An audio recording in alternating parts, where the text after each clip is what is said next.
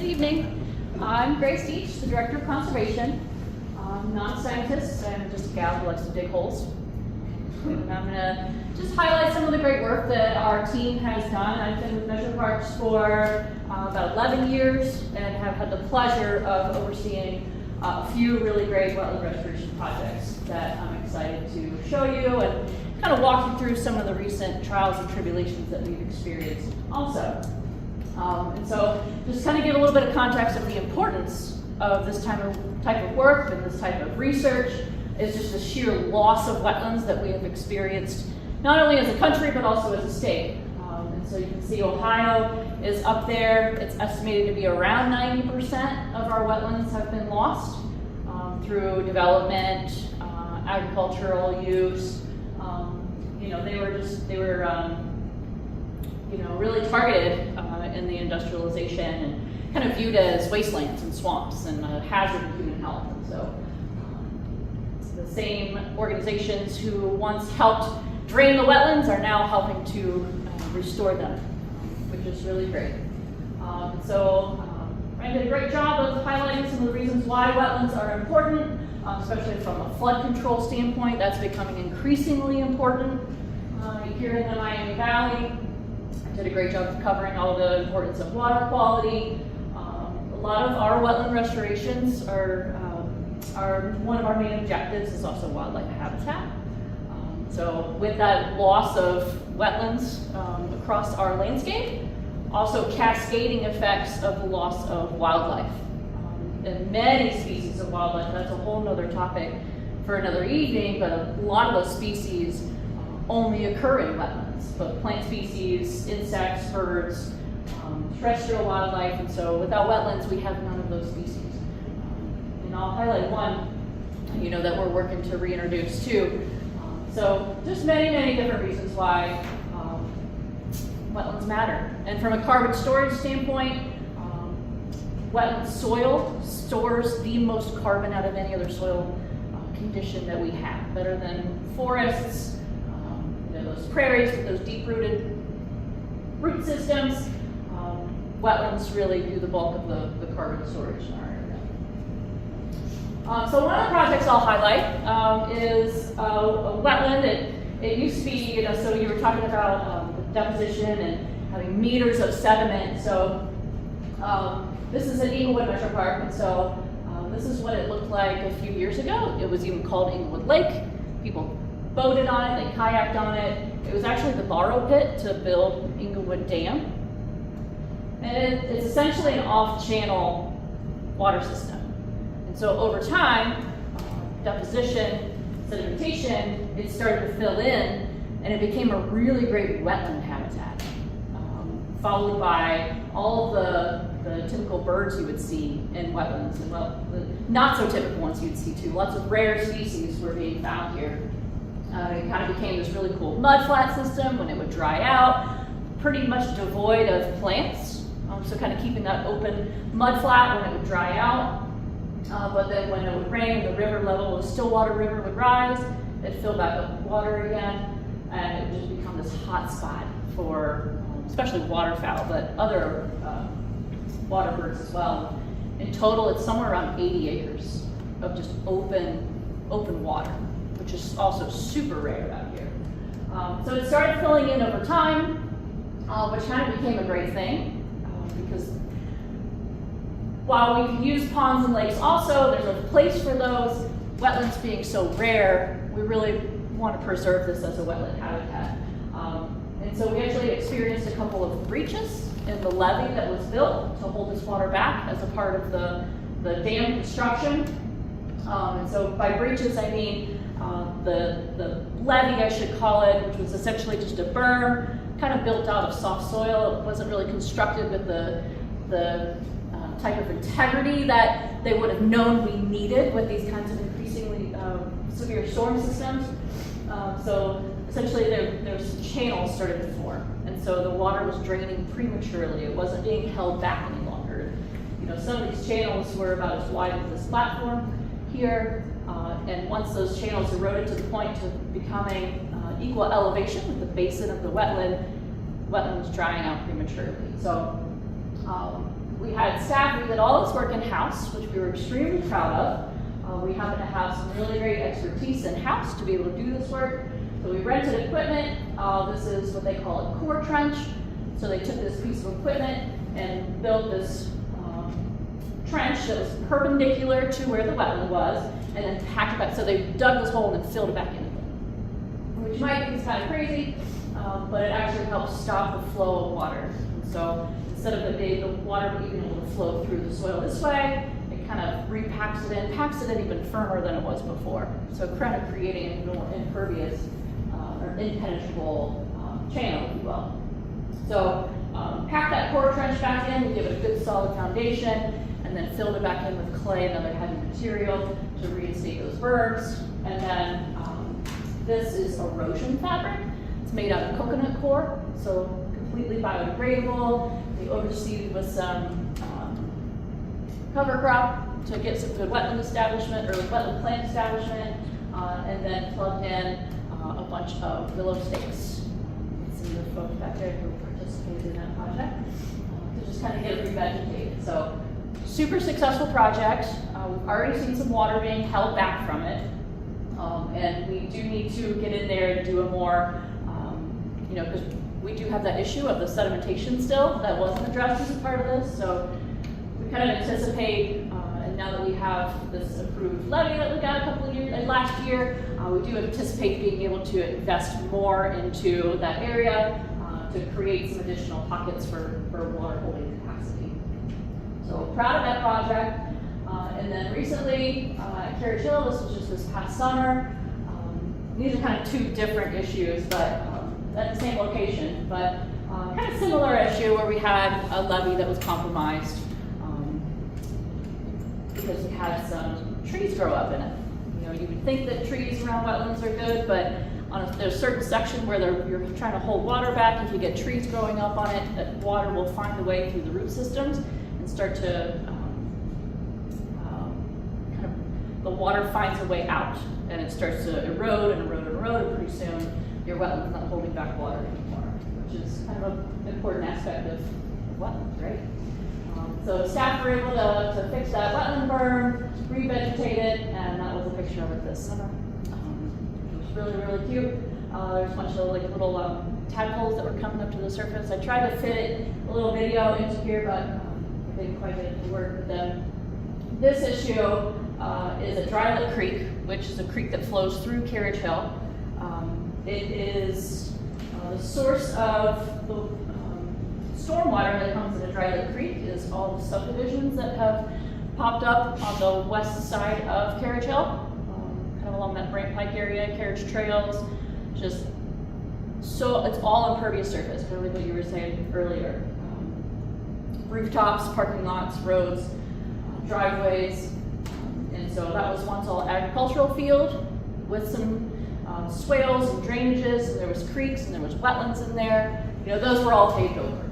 And so what has happened is what you would think would happen is all that water is now rushing into Drylet Creek, and we're basically losing the park.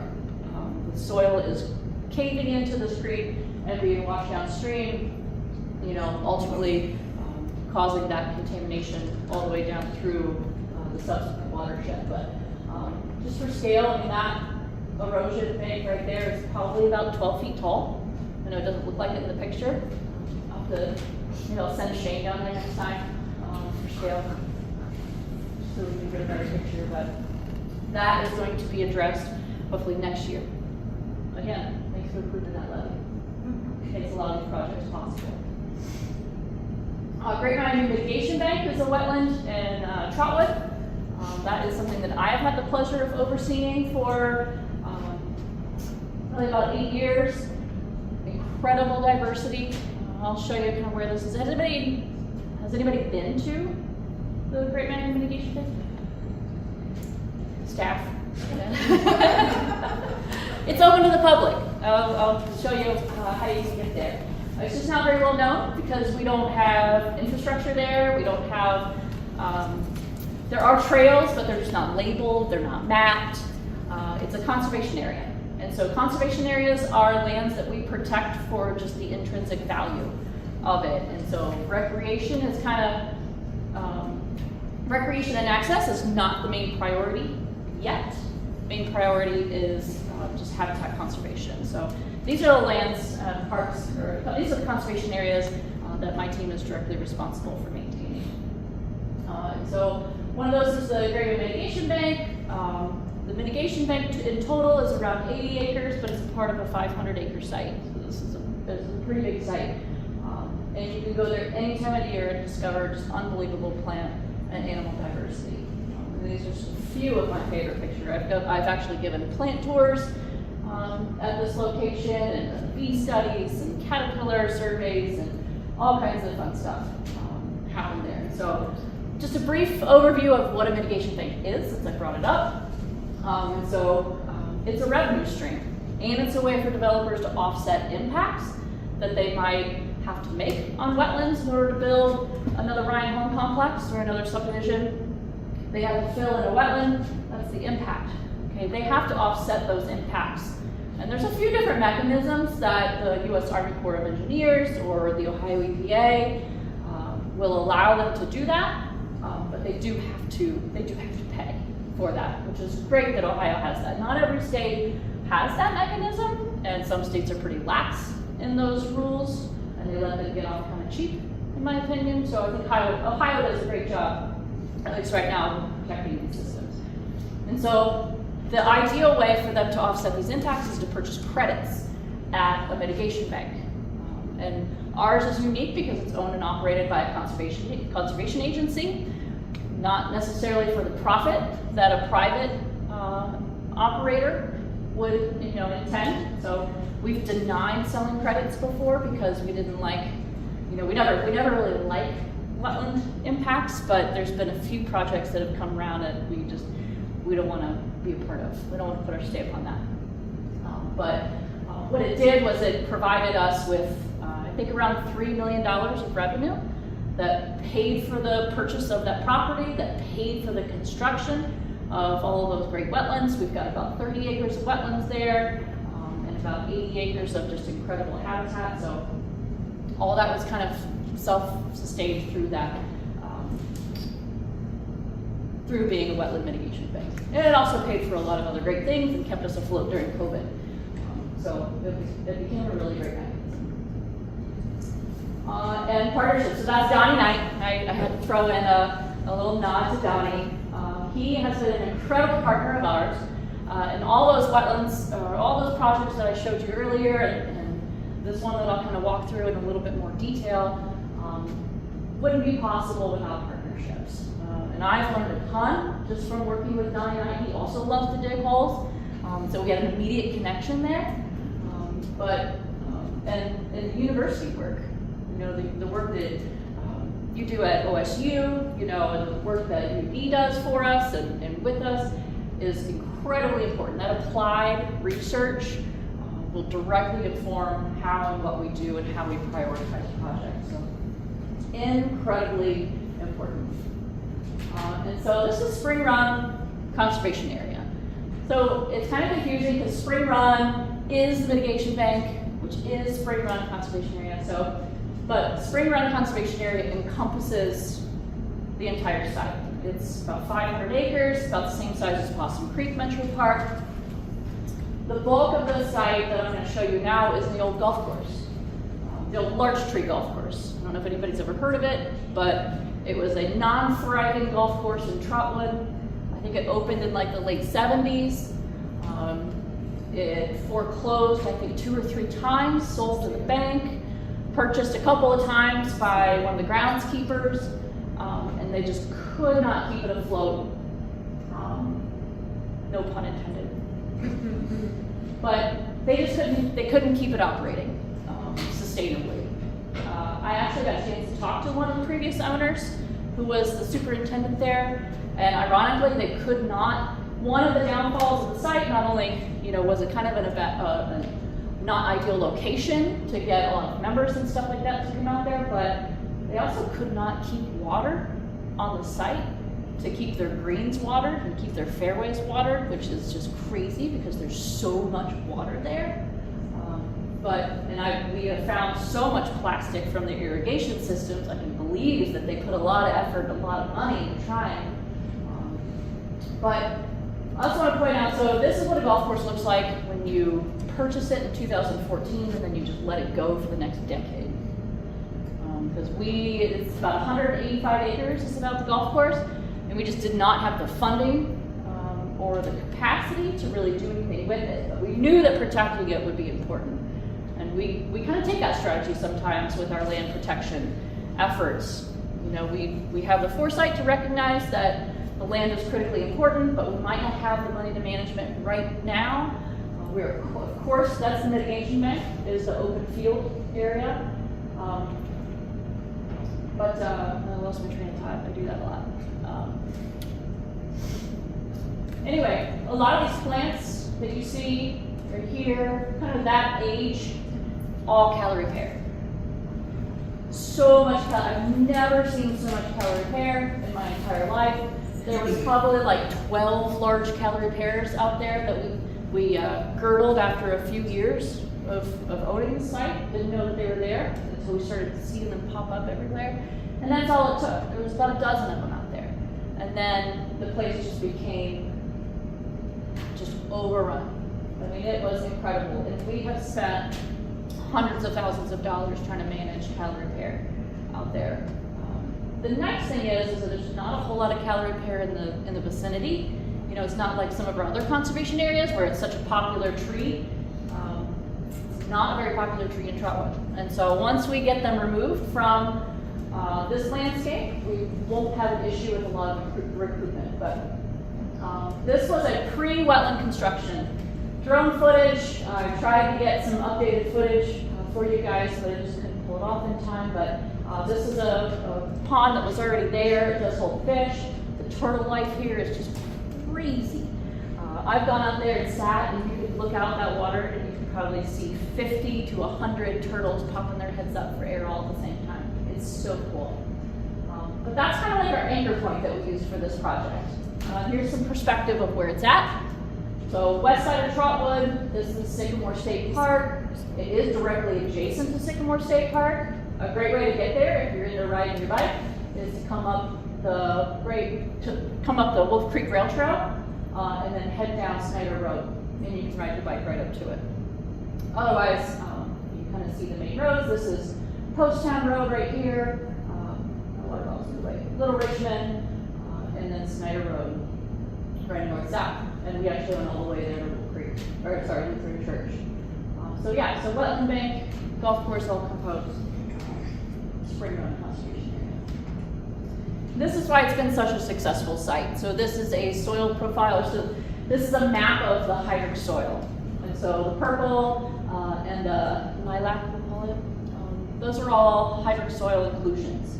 The purple is really good hydric soil. The lilac is still great hydric soil. But you can kind of see why this has been such a successful wetland complex. And I'm going to come back to it in a second if I remember. But so this is also a good side by side. This is I don't remember what year, probably 2010. I would say maybe 2009. That's all farmland. It's been in farmland for who knows how long, a century or more. This is an operating golf course. You can see all the sand pits with little blocks. But you can kind of envision. You can also see these little dark spots here, and then see where they kind of like see these fingers coming through here. It's almost like a mirror. And so these are kind of the wet spots that form after a rain on a farm field. That's one of the ways, if I don't have that hydric soil map at my fingertips, I'll often look through Google Earth. You can go back in time on the Google Earth history mapping, and I'll just look at one of these farmlands and find a spot, find a date that a picture was taken after a rain, and you can see right there, where your potential wetlands could be beneficial. And of course, this is a picture after. So now all these blobs are where we've excavated soil and have now installed wetlands. So kind of a cool side-by-side comparison. And this was a real gem for our restoration efforts. This isn't something you get with every farm field, but this is a tile map of how they laid out the tile. I don't remember the year, but so much tile. 60-foot spacings in between each row. You can really also kind of get an idea of where your wettest areas are. We have not developed this site yet as a wetland complex. We were kind of saving that for what we call phase 2 of our mitigation bank. That not quite sure when the timing of that would happen, but that would be a really, really big undertaking. This is what Spring Run looked like pre-wetland restoration. So when I say it was overrun with calorie repair, like it was bad.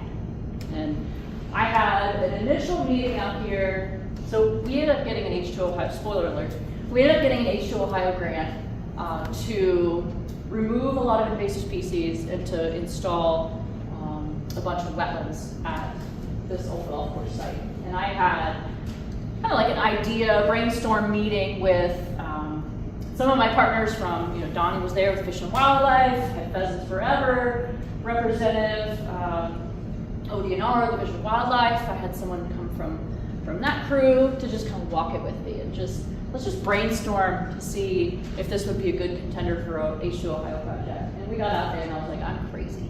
Like it was almost embarrassing how overgrown this site was. So you lose the cart path in various spots, you couldn't see out anywhere, but they were still like, yeah, this is a good idea. And so we ended up going out in the wintertime. It's super fun mapping. And that's Amy Forstoffel, one of our research analysts, and Eric Sauer, our planning manager. Try to get everybody involved in the fun. But we went out and after a rain, after we cleared away a lot of the cart paths and just kind of mapped some of these real wet areas that were already holding water, and then we started digging holes. And I found out that I love digging holes with equipment. You just never know what you're gonna find. There's such cool soil underneath these different profiles, and you can find these springs where water just starts boiling up, and it's beautiful. But these guys really know how to dig holes. And so once we were awarded the grant, we partnered with this really great excavation company, and they brought out this really cool equipment. These tires, my daughter at the time, she was maybe 6, she could fit in these tires. But this right here is also another, so it's kind of similar to what Amy was holding right there with the satellite GPS unit. So it's picking up satellites in outer space.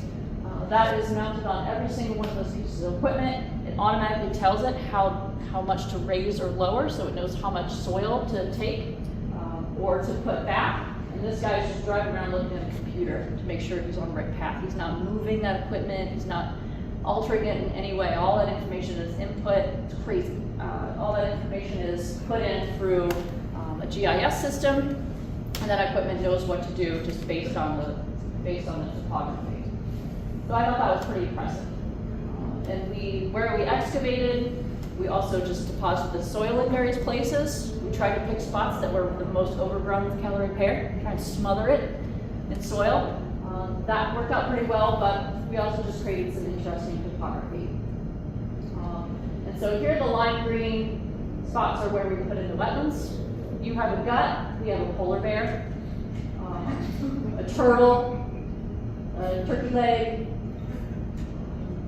but you can also kind of see where the topography also played a big role in this. So you kind of look at these and be like, well, that doesn't quite line up here. But we also had to work with the topography that we had on site. And again, we kind of use this pond here as a really nice anchor point. And this spot right here actually is probably the most, it's no coincidence that it's the furthest interior to the whole site, but it's really the heart of this entire site. A whole lot of diversity there, a whole lot of wildlife activity. And this is just some landscape photos from this project. This was another time where I thought I was really crazy for doing this kind of project. So this area just looked like the moon. I mean, we're talking 100+ acres, so walking around it's just all bare soil. But once it started raining and the area started filling with wetlands, I felt a lot better about it. except for this site right here. This is really close to the parking lot. Has been a thorn in my side ever since. But so what happened was the topography wasn't quite incorporated the way we should have incorporated it in the original design. We did not put in a berm. So after a couple of rain events, we went out there, and this is kind of looking uphill. The soil was just washing right down the site. Just incredible amounts of water just sheeting over the surface and causing a lot of runoff, as you can see over the park path here. So we had to kind of reevaluate. We had to dig more holes. This was the best hole digging that we did. Creates pretty massive. So what we were doing is kind of putting in more core trenches, like I showed before. Also doing tile searches. So we were looking for any kind of tile that might have been left over from the excavation, because what was happening too was that we missed tile and water is just pumping into the site constantly. So not only are we getting the surface water, but there's springs everywhere here. Not everywhere. A few spots have some springs. Spring is what feeds the wetland mitigation bank. It's an artesian spring, comes out of the soil. So it runs year round, every day, no matter drought, it's still running water. And so I think we were kind of on some springs here as well. So we ended up, and we did this work in-house too. This is actually our trails manager up here. He took his elevation equipment out there and put in a berm to try and hold back some of that water. Donnie came out and did some additional excavations. Still didn't work. We've got it vegetated, so it's great. That slowed a lot of that soil. So this is still it's not nearly as bad as what it was. And so we did slow down some of that water. And we're now kind of working our way back up to try and figure out what tile we missed. Where's all this water coming from? Because this also runs almost year round. I live very close by, so I have the luxury of stopping out here a lot, which is critically important when you are responsible for a project like this. I think in the height of it, I was probably spending at least 2-3 days a week out here, just observing, making notes. And this was a picture I took just this past summer, late summer, of, and actually I was standing just right up here. So kind of a thorn in my side, but it also became one of the more beautiful sites at this property. I also had a contractor come in because when we created that moonscape, we had to cut down quite a few trees.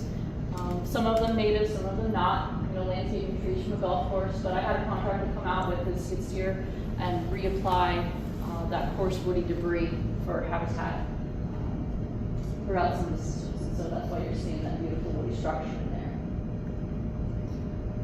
Wildlife response has been incredible here. So this was an eBird, I've taken some eBird snapshots at a few different presentations I've given. So this was a snapshot in 2022, where we had 88, people submitted 88 checklists in 2022 for a total of 119 species. I pulled this up just a couple of days ago. There's over 400 checklists now that have been submitted, and about 50 more species have been added to the list, which is that's a lot. There's 400 total bird species, I think, that have ever been recorded in Ohio. So there's already been around 200 recorded at the mitigation bank. And the mitigation bank was restored over 15 years ago. So the fact that this site's only just a couple of years old and has already seen this kind of response in bird species identifications, it's a pretty big deal to me. Staff have also we're doing some in-house monitoring, so this is something that Lisa is overseeing. This is a drift fence array, and so that's sheet metal. What's the span? 60 feet? 50 feet.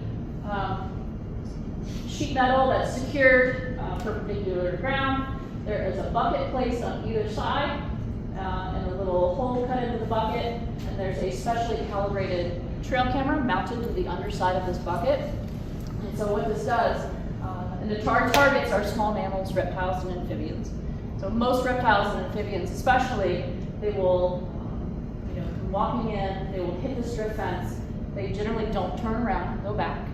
They will go this way or this way, and so they walk through the bucket, and we get their cute little photos. that we then kind of use as part of our monitoring system. And I will plug, if you like cute photos of critters, this is a volunteer-supported project going through these photos. So it's a great, and something that we have it set up so they can do it in their houses, right? So you can do it remotely, go through and filter these photos and help classify them. If you want some information on that, Louise is your gal.